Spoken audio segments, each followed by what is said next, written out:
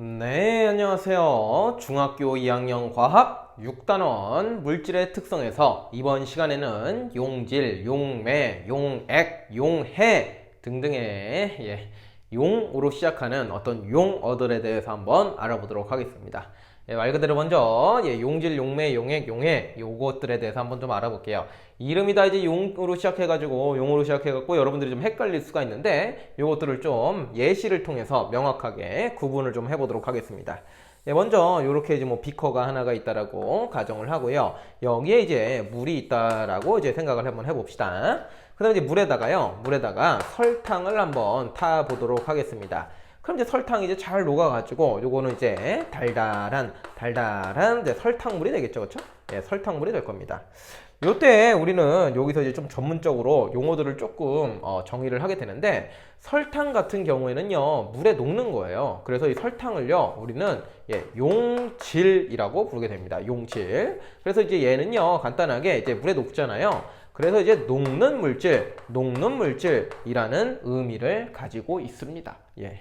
그 다음에 이제 여기서 이제 물 같은 경우는 우리가 얘를 갖다가 용매라고 부르게 되는데, 물이 설탕을 녹이죠. 그렇죠? 예, 물이 설탕을 녹입니다. 그래서 이제 용매라고 하는 말은요, 어떤 의미를 가지고 있냐면요, 녹이는 물질이에요. 예, 녹이는 물질.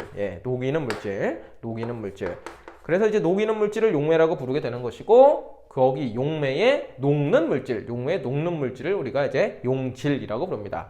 그래서 이제 대표적인 용매가 이제 물이 되는 것이고, 대표적인 이제 용질이 이제 설탕이 된다라고 생각해서 요 예시를 통해서 용매와 용질을 구분해 주시기 바랍니다. 그 다음에 얘네들이 이제 섞여가지고 설탕물이 됐죠, 그렇죠? 이렇게 섞여가지고 이렇게 섞인 요 혼합물을 갖다가 우리는 뭐라고 부르냐면은, 요거를 갖다가 우리가 이제 용액이라고 이제 부르게 되는 것이에요. 용액이라고 하는 것은 이제 용매와 용질이 섞여 있는 거죠. 다시요, 용액이라고 하는 것은 용매 플러스 용질, 요렇게 이제 생각을 해 주시면은 되겠습니다. 그 다음에 이제 여기서 이제 설탕이 물에 녹습니다. 용질이 용매에 녹아요. 그쵸? 예, 녹아요. 용질이 용매에 녹는 이 녹아 들어가는 현상을 우리는 또 뭐라고 부르냐면은 용해라고 부릅니다. 용해. 예, 녹아 들어가는 현상을 우리가 이제 용해된다, 이렇게 이제 얘기를 하게 되는 거예요. 그래서 용질, 용매, 용액, 용해 요 용어들을 요 예시를 통해서 명확하게 조금 기억을 해 주셨으면 좋겠습니다. 그 다음에 이제 두 번째로 우리가 또 용액을 조금 더 세분화해가지고, 용액은 용액인데 우리가 불포화 용액이라고 부르는 게 있고요. 불포화 용액이라고 부르는 게 있고요. 그리고 우리가 포화 용액이라고 부르는 게 있어요. 포화 용액. 그래서 이제 얘네들은 다 용액은 용액인데 약간 조금 뭐 다른 거겠죠. 그러니까 앞에다가 조금 이름을 다른 걸 붙여놓은 건데, 요것도 이제 바로 예를 들어서 한번 살펴보겠습니다. 예를 들어 가지고 여기에 이제 뭐 비커가 있는데, 여기에 이제 예를 들어서 이제 물이 한 100g이 있었다라고 가정해 봅시다. 용매가 100g이 있는 거죠. 근데 여기다가 설탕을 좀 녹여가지고 설탕을 한 10g 정도 녹였다라고 가정을 한번 해보도록 할게요. 잠깐만요. 이 컵을 조금만 더 길게 쓸게요. 여기 좀 쓸 게 좀 더 있어서요. 예, 요렇게 좀 한번 해볼게요. 그래서 이제 비커에다가 이제 물 100g 탄데, 용매 100g 탄 데에다가 설탕이라는 용질을 갖다가 한 10g 정도 녹인 상황을 생각해 봅시다. 그럼 여기는 이제 설탕물 110g이 되겠죠. 근데 여기다가 설탕을 좀 추가해 볼게요. 설탕을 갖다가 10g을 좀 추가해 보겠습니다. 그래서 이제 잘 저어봤더니 잘 섞이는 거예요. 그러면은 이제 잘 용해가 된 거죠. 그래서 설탕 10g을 추가하면은요, 물 100g에 설탕이 얼마가 들어간 거예요? 설탕이 이제 20g이 잘 녹아 들어간 겁니다. 그렇죠? 예, 그 다음에 여기다가 이제 심심하니까 한번 더 넣어볼게요. 심심하니까 설탕을 갖다가 10g을 한번 더 녹여 본 겁니다.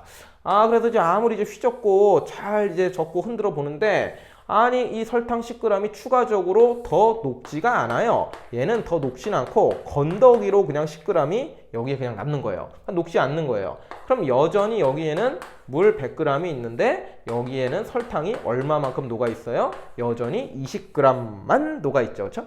여전히 20g만 녹아 있죠. 맞나요? 그랬을 때 뭔가 추가를 했을 때 더 이상 녹지 않아요. 요건 이제 뭐 상식적으로도 좀 당연한 얘기입니다. 여러분들도 실험을 해볼 수가 있는데 뭐 이제 그릇에다가 물 좀 받아놓고 뭐 설탕이나 소금이나 이런 것들을 한번 타보세요. 그래서 처음에는 잘 녹는데 녹이다 보면은 계속 녹는다고 해서 다 녹는 게 아니에요. 어느 정도 일정량 정도 녹으면은 그 이상으로는 더 이상 녹지 않고 밑에 이제 건더기가 생기는 걸 알 수가 있습니다. 맞나요? 그 말은 즉슨 물 100g당 녹일 수 있는 어떤 설탕 또는 용질의 최대치가 있다는 얘기예요. 최대치가. 예. 그래서 이제 녹일 수 있는 최대치가 있는데 그 녹일 수 있을 만큼 최대치가 얼마입니까? 여기서는요. 20g이죠, 설탕. 20g이 한 개치입니다. 그래서 그만큼을 최대한 녹인 바로 이 상태의 용액을 우리는 뭐라고 부르게 되냐면은 포화 용액이라고 부르게 되는 거예요. 그냥 찰 만큼 찬 거예요. 녹일 만큼 녹인 거예요. 여기서 더 이상 설탕은 안 녹아요. 그 맥시멈, 최대치, 일대의 용액을 우리는 포화 용액이라고 부른다는 것이고요. 그 다음에 우리가 요 용액을 살펴보시면은 요 용액은 아직 여분이 있어요. 물 100g에 설탕 10g이 있는데 아직은 설탕을 더 녹일 수 있죠. 뭐 1g도 더 녹일 수 있고 2g도 더 녹일 수 있고 아직 10g까지는 녹일 수 있는 여분이 있죠. 이러한 상태의 용액을 우리가 뭐라고 부르게 되냐면은 바로 불포화 용액이라고 부릅니다. 불포화 용액. 그래서 이제 용액은 용액인데 뭐 포화냐 불포화냐 이런 용어가 좀 나올 거예요. 그때 요 상태를 이제 요 예시를 통해서 좀 명확하게 좀 기억을 해주시기 바랍니다.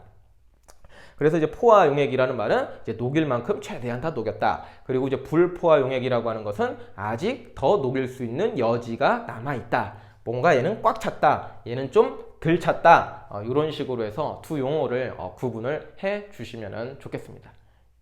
그래서 이제 용해도에 이제 본격적으로 들어가기 앞서서 우리가 이제 간략하게 기본 용어들에 대해서 우리가 좀 알아봤는데요. 먼저 이 용어들이 정확하게 어떤 거를 의미하는지를 학습을 하신 다음에 용해도를 이어서 학습해 주시면 좋겠습니다. 이번 수업은 여기까지 하도록 하죠.